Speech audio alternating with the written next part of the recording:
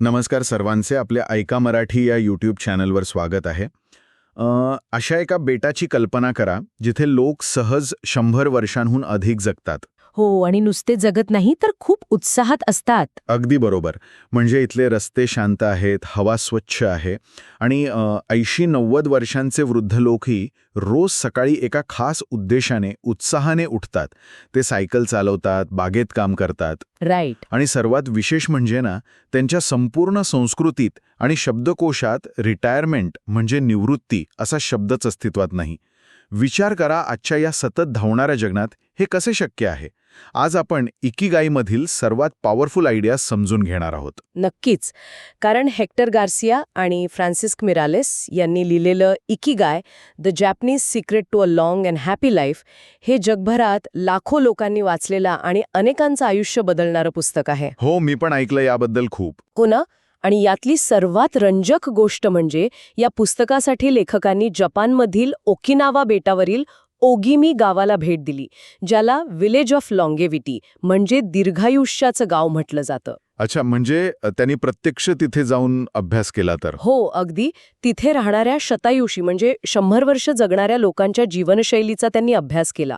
हे पुस्तक आपल्याला फक्त जास्त कसं जगायचं हे शिकवत नाही, तर ते जीवन आनंदाने आणि अर्थपूर्ण पद्धतीने कसं जगायचं याचा प्रॅक्टिकल मार्ग दाखवतं. क्या बात आहे. म्हणजे आजची आपली ही सखोल चर्चा फक्त वय कसं वाढवायचं यावर नाहीये, तर त्या वाढलेल्या आयुष्यात खरा आनंद कसा शोधायचा यावर आहे. आणि मला वाटतं याची सुरुवात इकिगाई या शब्दापासूनच होते, बरोबर ना? राईट.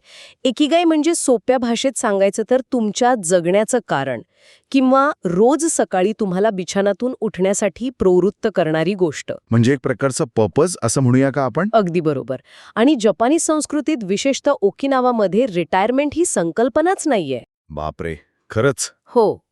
लोक त्यांच्या शेवटच्या श्वासापर्यंत त्यांना आवडणारी आणि समाजासाठी उपयुक्त असणारी कामं करत राहतात. त्यांना निवृत्त व्हावंसं वाटतच नाही. इथेच खरी रंजक गोष्ट समोर येते बघा. म्हणजे पाश्चात्य जगात किंवा आपल्याकडे सुद्धा लोक लवकरात लवकर निवृत्त होण्याचं स्वप्न पाहतात. हो ना, अगदी 40शीतच रिटायर व्हायचं असतं सगळ्यांना. राईट. पण जपानमध्ये काम करणं हाच त्यांचा आनंद आहे. म्हणजे हे एखाद्या होकायंत्रासारखे आहे जे तुम्हाला नेहमी योग्य दिशा दाखवत राहते. नक्कीच. ह्याच संदर्भात पुस्तकात सुशी शेफ जिरो याचे खूप छान उदाहरण दिलंय. अच्छा, कोण आहे हा जिरो? तो एक 80 वर्षांचा सुशी शेफ आहे. तो आजही रोज सकाळी उठून सर्वोत्कृष्ट सुशी बनवण्याचा प्रयत्न करतो. 80 वर्षांचा आणि तरीही तो रोज काम करतो.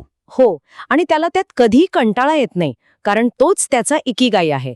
त्याला बिझनेस मोठा करायचा नाहीये, पण स्वतःची कला परिपूर्ण करायची आहे. राईट. म्हणजे यातून एक प्रॅक्टिकल गोष्ट आपण शिकू शकतो की अचानक सगळं काम करणं थांबू नका. बरोबर. नोकरीतून निवृत्त झालात तरी आपला एखादा छंद जोपासा, समाजासाठी काहीतरी करा, स्वतःला कायम सक्रिय ठेवा. पण मला एक सांगा, हे ओकिनावाचे लोक 100व्या वर्षीही इतके सक्रिय असतात, तर त्यांना खूप ऊर्जा लागत असेल ना? हो, साहजिकच आहे. मग त्यांचा आहार खूप जड आणि कॅलरीजने भरपूर असतो का? म्हणजे खूप खात असतील ती लोक? नाही, तिथेच तर गंमत आहे. इथे आपली दुसरी पॉवरफुल आयडिया येते, हारा हाचिबू.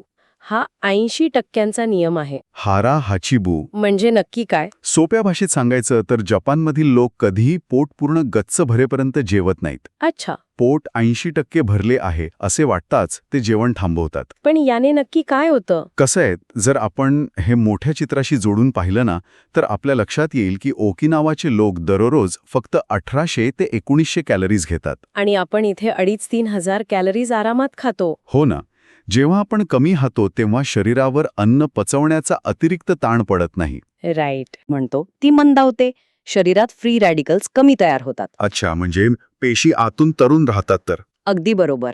आणि यासोबतच त्यांच्या जेवणात अँटीऑक्सिडंट्सने भरपूर असं शिकुवासा नावाचं फळ आणि सॅनपेनचा म्हणजे ग्रीन टी मोठ्या प्रमाणावर असतो. हे खूपच प्रॅक्टिकल आहे. कारण आपल्या दैनंदिन आयुष्यात आपण पाहतो, हॉटेलमध्ये जेवताना आपल्याला अनेकदा वाटतं की हा आता पोट भरलंय. हो, बरोबर. पण तरीही आपण म्हणतो की चला फक्त एक गोड पदार्थ किंवा डेझर्ट खाऊया. हो, आपण ते उगाचच ढकलतो पोटात. राईट. मग हे जपानी लोक स्वतःला कसं थांबवतात? त्यासाठी ते खूप सोपी आयडिया वापरतात. ते अन्न मोठ्या ताटात वाढण्याऐवजी 5 छोट्या बशांमध्ये वाढतात. अच्छा, म्हणजे लहान भांडी वापरतात ते. हो, यामुळे मेंदूला असं वाटतं की आपण खूप जास्त खाल्लंय आणि साहजिकच कमी खाल्लं जातं. क्या बात है. म्हणजे जेवताना नेहमीपेक्षा थोडे कमी जेवा आणि भूक थोडी शिल्लक असतानाच ताटावरून उठा. लहान ताटांचा वापर करा. ही खूपच मस्त प्रॅक्टिकल टिप आहे. नक्कीच. पण फक्त आहार आणि काम पुरेसं नाहीये. इथे तिसरी आणि खूप महत्वाची कन्सेप्ट येते, मोई. मोई हे काय आहे आता? मोई म्हणजे मैत्री आणि समाजाची ताकद. असा एक जवळच्या मित्रांचा आणि शेजाऱ्यांचा समूह जो एकमेकांना भावनिक आणि आर्थिक आधार देतो. चला तर मग हे थोडं सविस्तर समजून घेऊया. आजच्या काळात जेव्हा आपण सगळे सोशल मीडियावर शेकडो फ्रेंड्ससोबत जोडलेले असतो, हो, फेसबुक आणि इंस्टाग्रामवर. राईट, तेव्हा ही मोईची संकल्पना खरंच काम करते का? की आपण आभासी दुनियेतील फॉलोअर्सनाच आपला समाज समजण्याची मोठी चूक करत आहोत? खूपच छान प्रश्न विचारलात. खरं तर आपण तीच चूक करत आहोत. ओगिमी गावातल्या लोकांकडे बघा. ते काही सोशल मीडियावर नाहीयेत, पण ते रोज प्रत्यक्ष एकत्र भेटतात, चहा पितात, गेटबॉल नावाचा एक खेळ खेळतात. अच्छा, प्रत्यक्ष भेटणं महत्वाचं आहे तर. हो, आणि सर्वात भारी गोष्ट म्हणजे ते एकमेकांना आर्थिक मदत करण्यासाठी थोडे पैसे बाजूला काढतात, एका फंडमध्ये. बापरे, म्हणजे खऱ्या अर्थाने सपोर्ट सिस्टीम आहे ती. अगदी बरोबर. जेव्हा तुमच्या पाठीशी अशी माणसं असतात ना, तेव्हा शरीरात कॉर्टिसॉल म्हणजे स्ट्रेस हॉर्मोनची पातळी कमी राहते आणि तुम्ही निरोगी राहता. म्हणजे प्रॅक्टिकल टेकअवे असा आहे की व्हर्च्युअल जगातून बाहेर पडा. खऱ्या आयुष्यात असे 2-4 मित्र किंवा समूह तयार करा, ज्यांच्यासोबत तुम्ही सुखदुःख वाटून घेऊ शकता. नक्कीच. पण हे सगळं ठीक आहे, मित्र आहेत, चांगला आहार आहे, पण रोजच्या आयुष्यात आपल्याला खूप कंटाळवाणी कामं करावी लागतात ना. हो, करावीच लागतात. मग त्यात कसा आनंद शोधायचा? त्यासाठी पुस्तकात चौथी आयडिया दिली आहे, ती म्हणजे फ्लो आणि मायक्रोफ्लो. फ्लो हा शब्द मी ऐकलाय कुठेतरी. हो, जेव्हा आपण एखादे काम करताना त्यात इतके गुंग होऊन जातो की आपल्याला वेळेचे भानच राहत नाही, त्याला फ्लो म्हणतात. अच्छा, म्हणजे जसं एखादा चित्रकार चित्र काढताना अगदी हरवून जातो तसं. अगदी तसंच. पण हा एक महत्वाचा प्रश्न उभा करतो की जी कामे कंटाळवाणी आहेत, जसे की भांडी घासणे किंवा कपड्यांच्या घड्या घालणे, त्यात फ्लो कसा आणायचा? राईट, हाच तर मुख्य प्रश्न आहे ना. हो, यासाठी लेखकाने मायक्रोफ्लो ही संकल्पना सांगितली आहे. मायक्रोफ्लो, मला वाटतं बिल गेट्स यांचं एक उदाहरण मी कुठेतरी वाचलं होतं या संदर्भात. हो, या पुस्तकातच दिलंय ते. अच्छा, म्हणजे जगातील सर्वात श्रीमंत माणसांपैकी एक असूनही बिल गेट्स रोज रात्री स्वतः भांडी घासतात. हो, ते स्वतः ते काम करतात. आणि ते एक नियम बनवतात बघा. उदाहरणार्थ आधी सर्व प्लेट्स धुवायच्या, मग चमचे धुवायचे, आणि ते काम पूर्ण लक्ष देऊन करतात. अगदी बरोबर. किंवा एखादा लिफ्ट ऑपरेटर असतो जो अत्यंत कलात्मकरित्या बटणे दाबतो.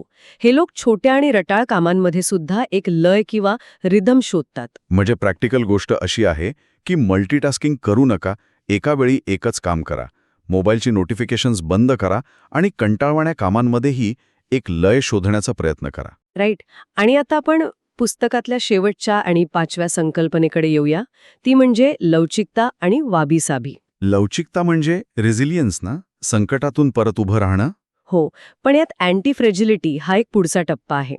लवचिकता म्हणजे संकटातून पुन्हा उभे राहणे, पण अँटी फ्रेजिलिटी म्हणजे संकटातून अधिक मजबूत होणे. बापरे, संकटातून अधिक मजबूत होणे. हो, आणि यासोबतच वाबीसाबी ही जपानी संकल्पना शिकवते की जगात काहीही परफेक्ट किंवा परिपूर्ण नसते आणि त्या अपूर्णतेमध्येच खरे सौंदर्य दडलेले असते.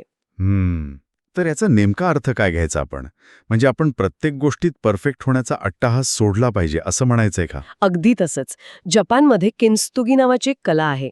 समजा एखादा चहाचा कप तुटला तर ते लोक त्याला फेकून देत नाहीत. अच्छा, मग काय करतात? ते त्या तुटलेल्या तुकड्यांना सोन्याच्या तारांनी परत जोडतात आणि तो कप आधीपेक्षा अधिक सुंदर मानला जातो. वाह, हे खूपच भारी आहे. हो ना.